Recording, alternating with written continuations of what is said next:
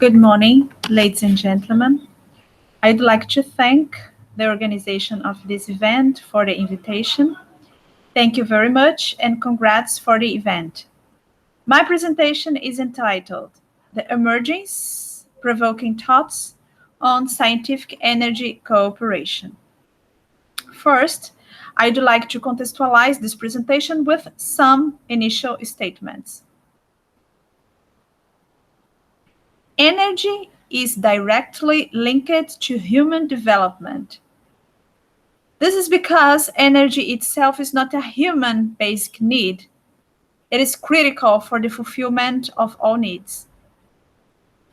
Economic growth associated to quality of life runs through the democratic and efficient use of energy resources.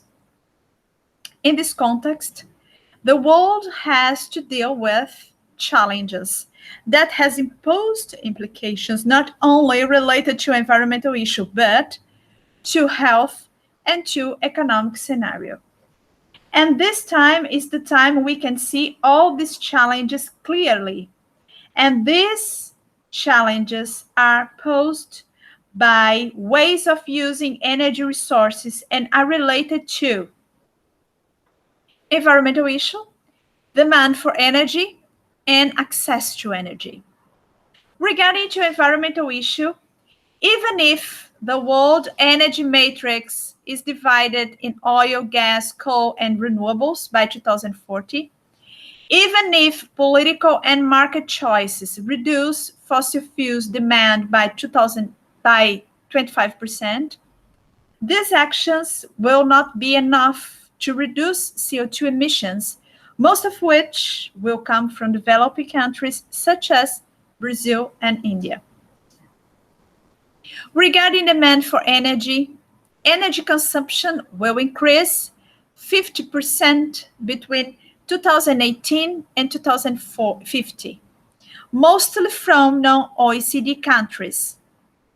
And the world population will reach 90 billion people in 2044, increasing the challenge. Regarding to access to energy, 13% of the world population live without access to electricity. 41% depend on fossil fuels for cooking. Approximately 3.5 million people die every year due to the use of coal or firewood in their homes. In India, for example, life expectancy was reduced by 23 months because of air pollution. This data was from 2016. It's interesting to highlight that all this data are processed before the pandemic time. After this pandemic time, certainly the challenges becoming more complex, considering, for example, the targets of SDGs to be achieved. It's clear that the energy crisis presents the world challenges related to either the production of energy itself and the consumption of it, or the way the energy resources are being consumed. The growing demand for energy and the growing CO2 emissions, the environmental implications of unsustainable resource use, the increasing world population and the accessibility to energy resources are pressing and disturbing issues and a call for change. In this context, alternative sources of energy appear as a north to a process of change towards an energy transition. Many countries are investing in renewables, especially in the last 20 years.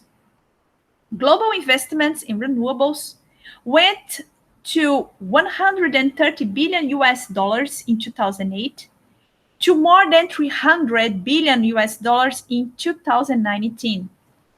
The wind, solar PV, and ethanol have received the most of the global investments. The highlight is for PV solar capacity that was only 16 gigawatts, as we can see in the graph in 2008, and in 2019 reached more than 627 gigawatts. Despite the investments have been realized, renewable share of total final energy consumption is estimated in 18%, and just 1% of it is in biofuels for transport. Brazil and India are among the top 10 countries in renewables investments. The Brazilian investments went from $0.8 million in 2004 to $6.8 billion in 2019. In India, the investments went in 2004 from $2.7 billion and to $11.2 billion in 2019. The peak of investments in Brazil were the years of 2007, 2008, and 2011. And in India were the years of 2011, 2017, and 2018. Brazil and India have the energy matrices mainly dependent on fossil fuels, particularly considering India energy matrix. Regarding the electrical matrix, Brazil has one of the highest percentage of renewable. However, it is mainly just depend on one renewable source, in this case, hydroelectricity. On the other hand, India electrical matrix is mainly dependent on fossil fuels, in this case, coal. It's interesting to highlight that the CO2 emissions from these two countries have been systematically growing, especially from the last 40 years. And this, of course, caused an increase of implications in the environment, in the global health system, in their economies, and in their image in the face of international community. Considering all that scenarios, both Brazil and India are examples of emerging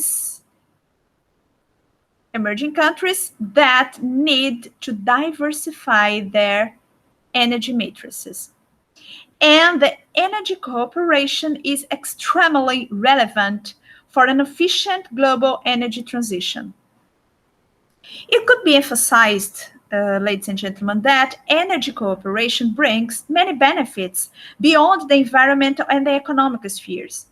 It could bring geostrategic benefits as countries who cooperate can deal with issues like culture, which can facilitate the process of trade in different areas of knowledge.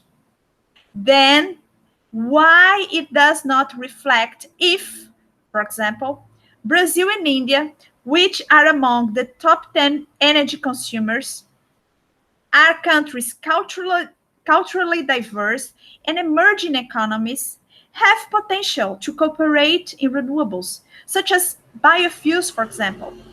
How is the Brazilian and Indian scientific and technological scenario for it? What it indicates? I will present some of the data extracted from a research I have made of the Brazilian and the Indian scientific and technological prospection in renewables. The first publications in renewables of Brazil and India were in the 70s. Brazil and India had published more than 78,000 scientific papers in renewables since 1945. From 2010 beyond, Brazil and India had published more in renewables than they did in all previous decades. The three most significant increases in scientific publications were on hydroelectricity, biofuels, and solar.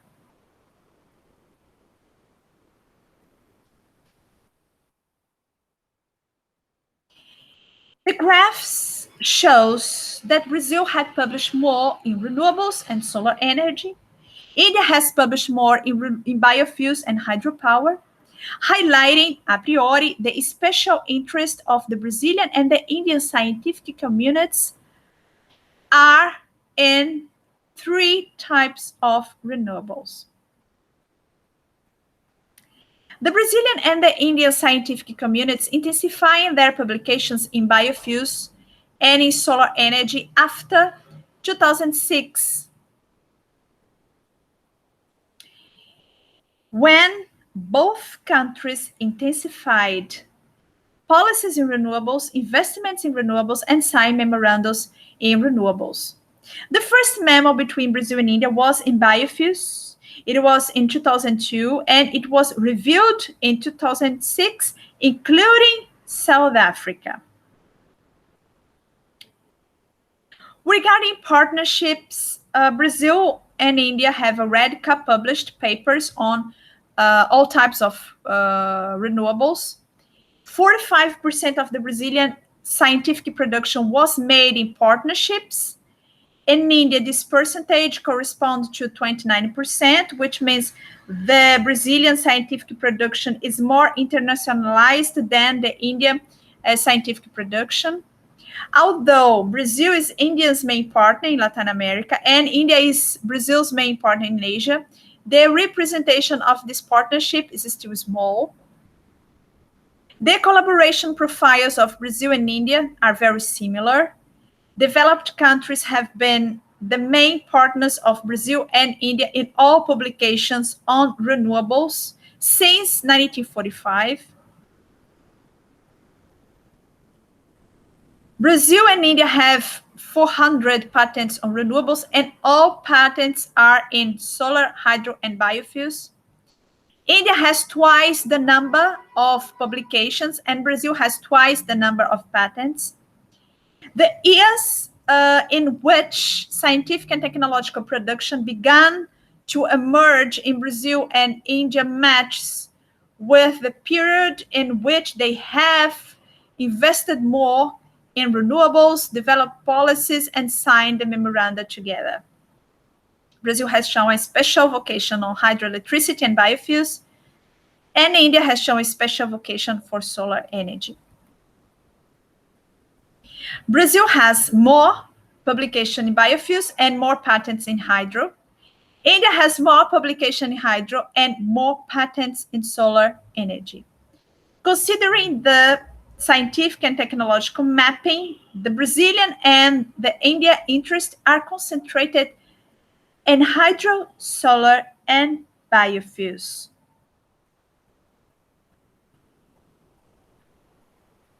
This scientific and technological mapping can help the process of cooperation in renewables between countries because it shows where the country's scientific community are investing their efforts.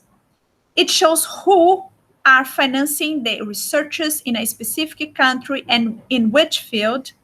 It shows which scientific and technological partnerships are established between countries. It shows which are the main partners in their renewable scientific production. It shows the number of patents in energy and in which country is the most competitive in terms of the number of deposits made. It shows countries' expertise in certain energy area and the vocation for a particular type of renewable. It helps to understand the geopolitics related to science production in renewables and how to use it in its own favor and in the favor of global community. It helps to promote joint alternatives to explore countries' potentials and or countries' weakness, and it enhances joint expertise by promoting scientific and technological partnerships.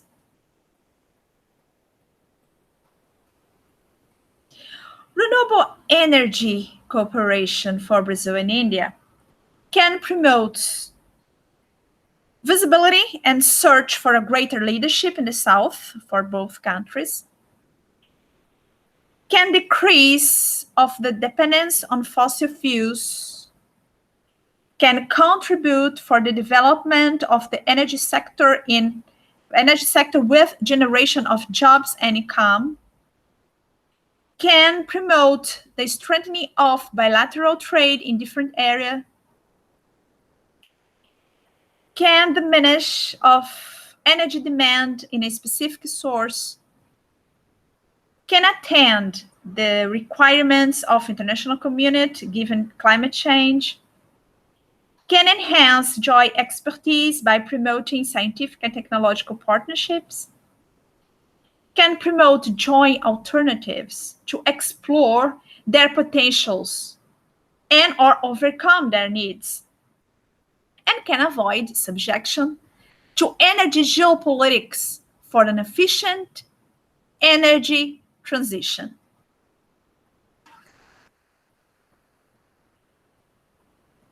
Let's provoking thoughts on energy cooperation, and thank you very much for your attention.